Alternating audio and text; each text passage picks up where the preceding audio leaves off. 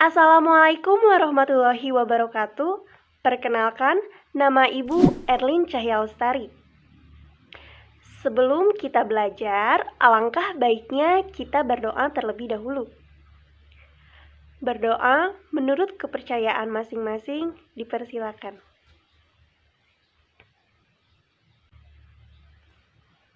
Nah, kita akan membahas mengenai teks eksposisi. Ada yang pernah mempelajari teks eksposisi sebelumnya?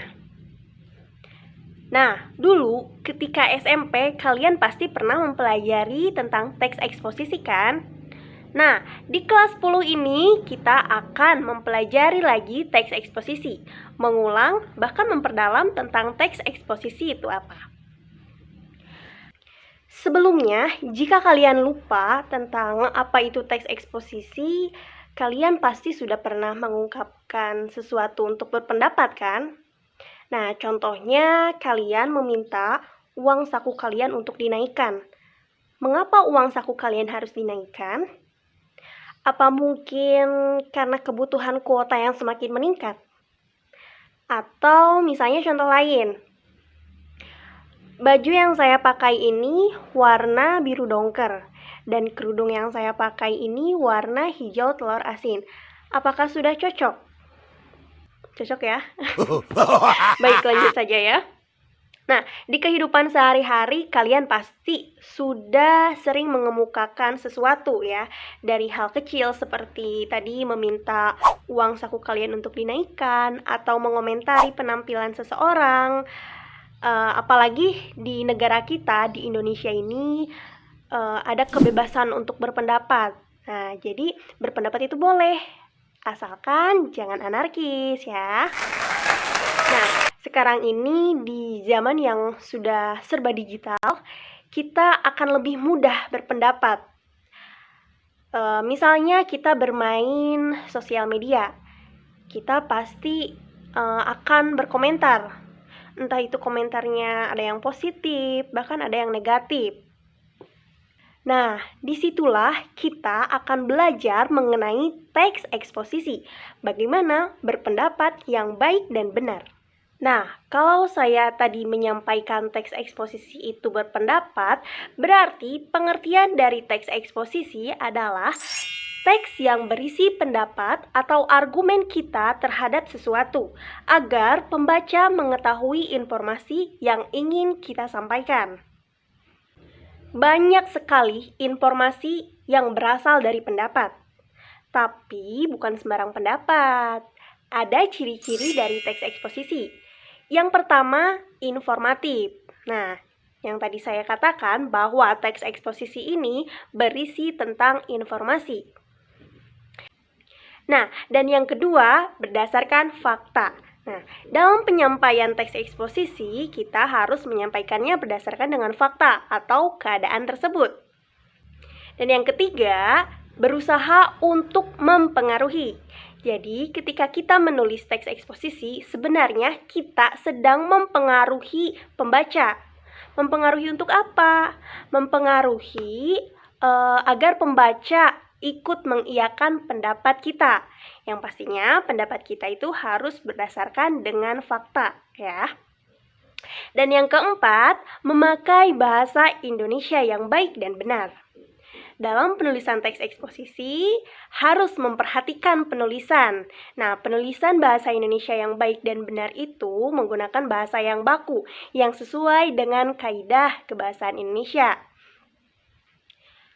Kalau misalnya kalian berkomentar di media sosial, misalnya kalian mengomentari foto idola kalian gitu ya, kalian bisa mengomentarinya dengan bahasa yang tidak baku, ataupun ada singkatan-singkatannya begitu ya.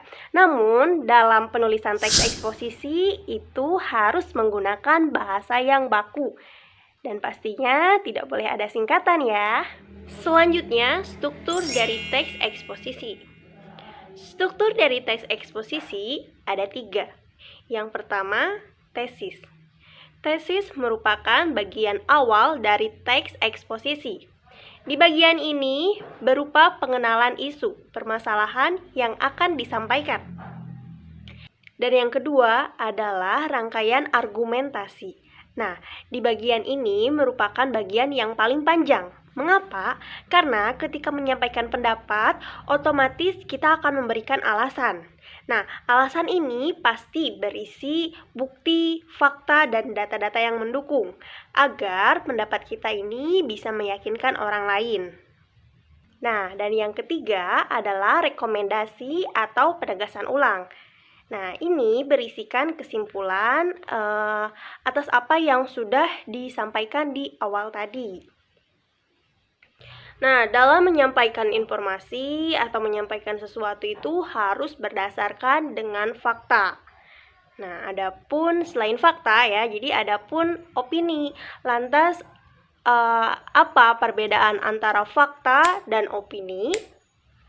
Perbedaannya, yang pertama, fakta itu bersifat objektif. Nah, objektif itu hal-hal yang umum yang bisa diterima, diyakini orang banyak. Dan yang kedua, fakta itu merupakan kebenaran yang telah terjadi dan diuji. Dan yang ketiga, fakta memiliki data yang akurat dan jelas. Jadi, ada data yang mendukung, seperti itu.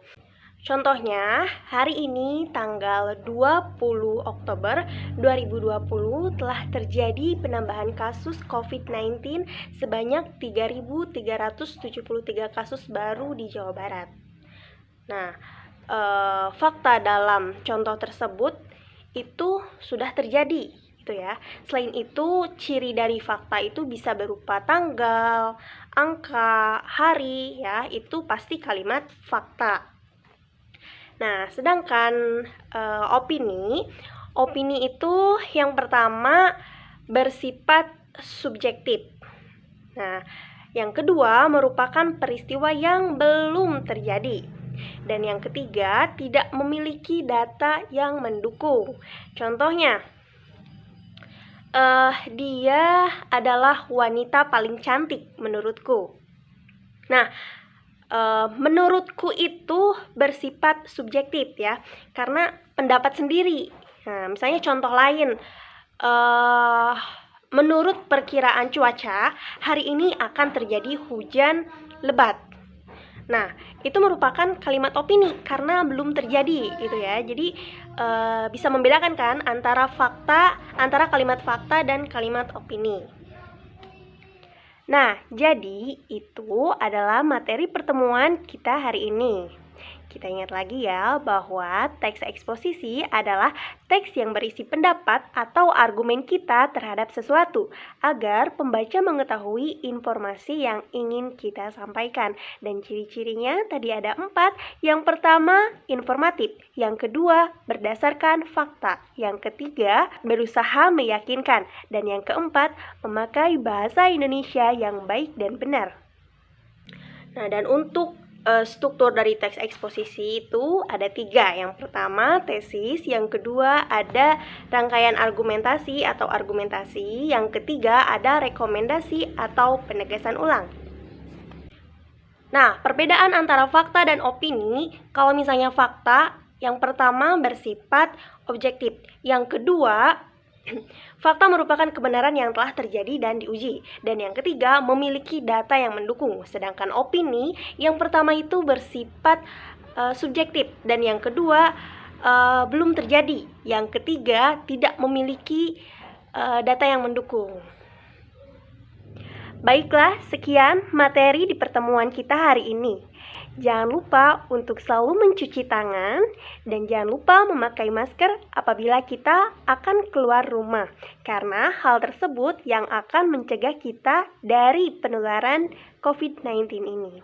Terima kasih. Wassalamualaikum warahmatullahi wabarakatuh.